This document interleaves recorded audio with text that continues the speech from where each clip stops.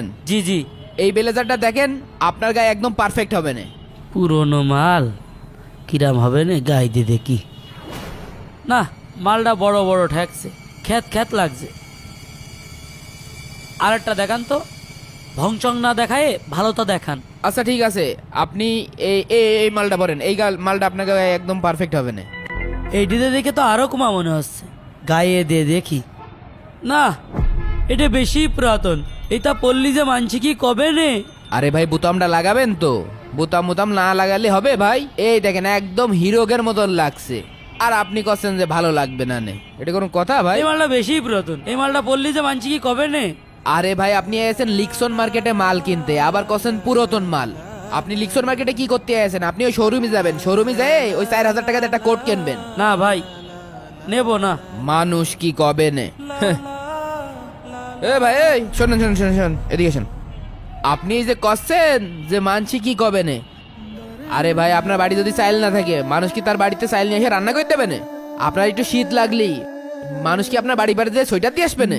সারা জীবন এই মানুষ মানুষ করে আজকে এই কাপড়ের দোকানের ব্যবসা করছি। বড় পুরনো কাপড়ের ব্যবসা, অত জ্ঞান দিয়া তোমার লাগবে না, যত সব। ভাই একটা গোলগোলা সোয়েটার দেন দেখি।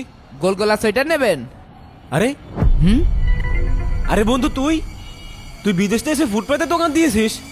হ, যা টাকা পয়সা ইনকাম করেছিলাম বাড়ি ঘর দর করতে যে এনে সব শেষ। এটা তো মেনে নেওয়া যায় না, আমাদের পরিবেশের সাথে যায় এসব। মানুষের কাছে বলবো কি করে এ কথা? তোর কি মনে হয় বিদেশে গিয়ে কি আমি রাজকীয় জীবন পার করতাম? আরে পাগল, ওই জায়গাটায় যেয়ে আমি বাথরুম পরিষ্কার করে ঝাইট দেখাইছি।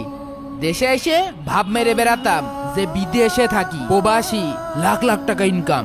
বিদেশে সুইপারগিরি করে খাইছি, তাতেই যদি কোনো লজ্জা না লাগে।